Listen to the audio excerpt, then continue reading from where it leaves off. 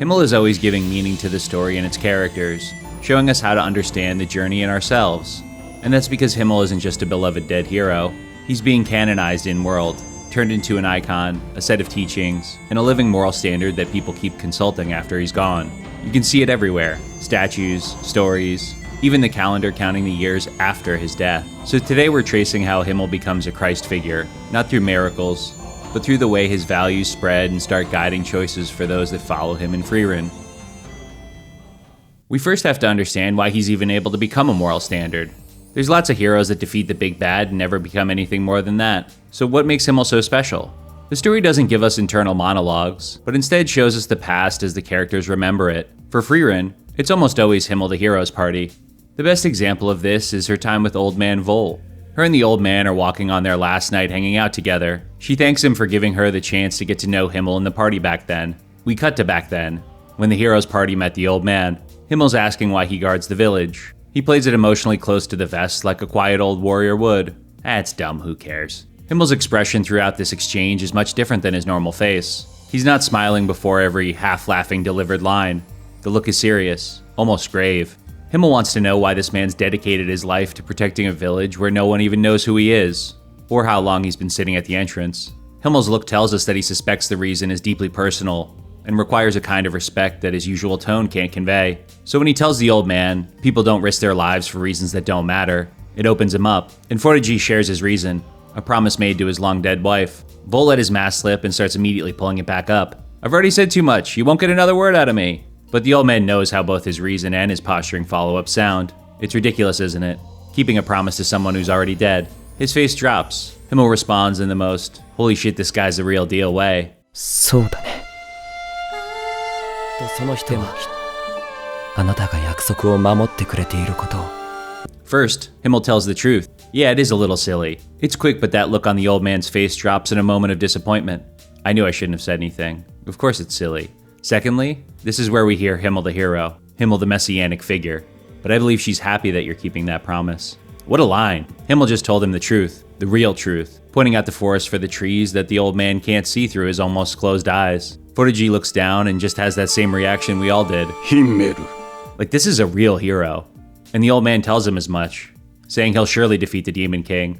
What a wonderful moment that feeling must have been for the old man.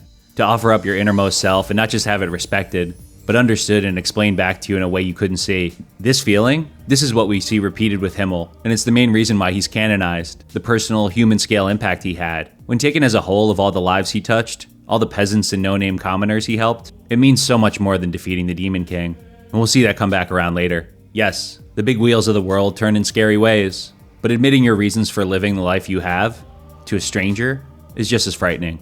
Maybe more so. That's why Himmel treats the old man's confession with such reverence and gives him the wisdom and understanding he needs at the end of his life.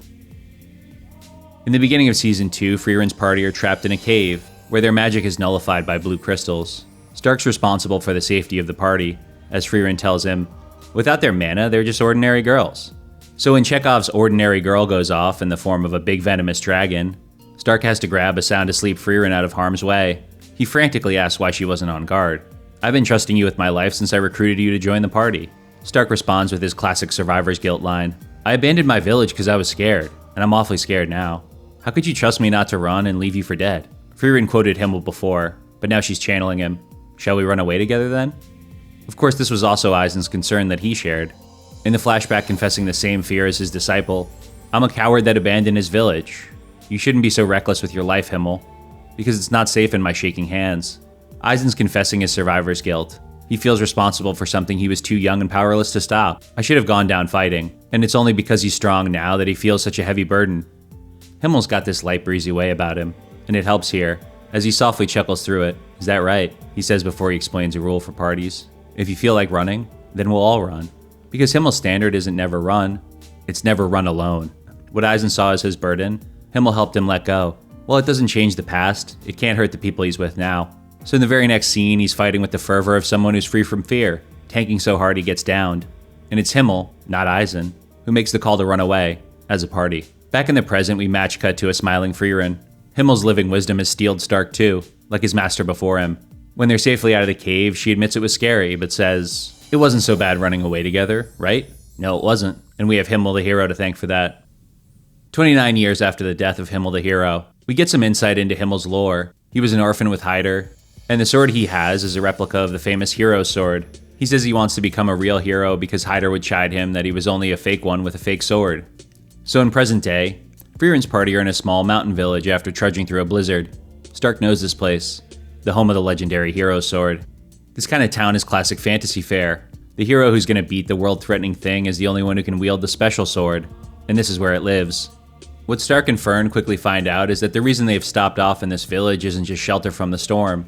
Frieren promised to solve this village's monster problem, a problem it has because Himmel never pulled the sword from the stone, and its magical aura draws monsters to it. They want to destroy it but can't get past the cave's magical barrier, so they end up attacking the village instead.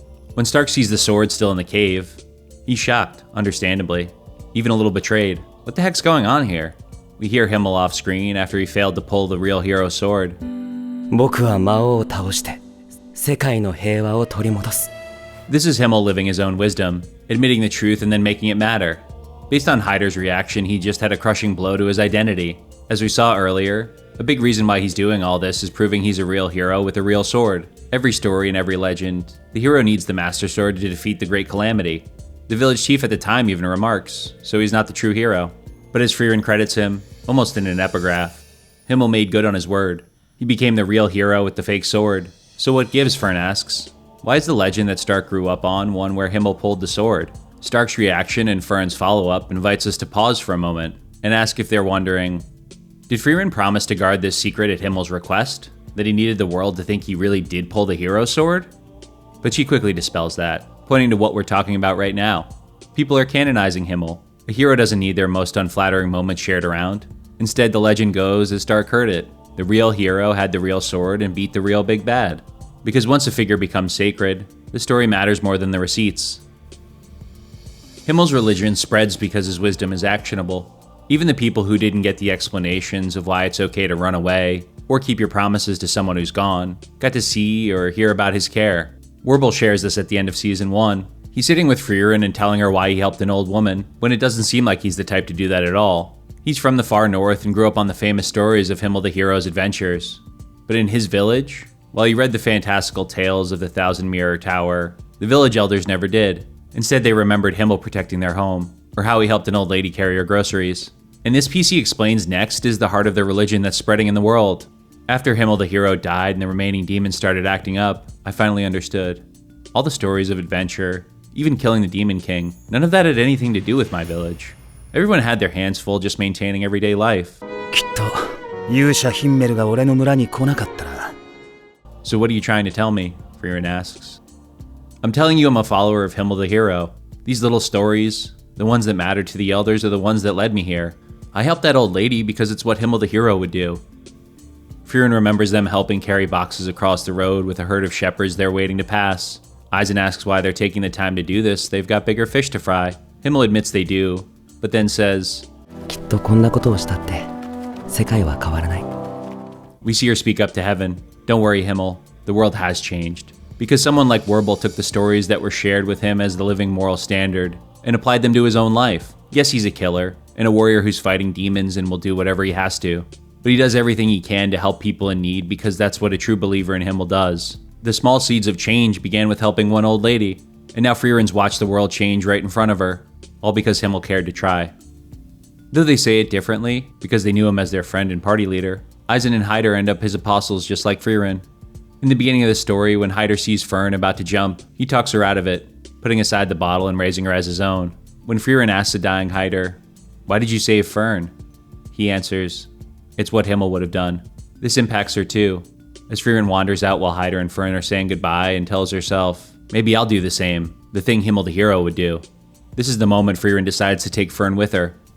When Stark's on his date with Fern in a recent episode, they're talking about how they're orphans of war who are lucky to have this time together, because of Eisen and Hyder. Stark remembers back to his childhood with his master Eisen and asking him, "Why did you take me in?" Eisen said, "Because it's what Himmel the hero would have done." It's Frieren's in-world, what would Jesus do?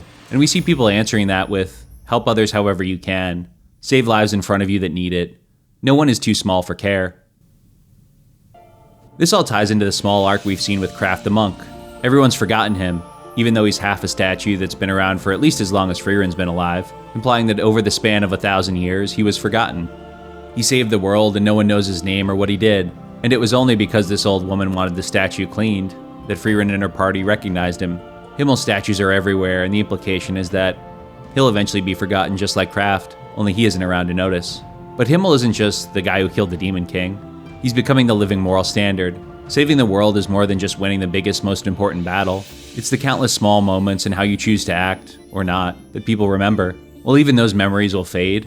The teachings live on. Wherever there's an old lady getting helped across the street, there's Himmel the hero, the messianic Christ figure of Frieren Beyond Journeys End.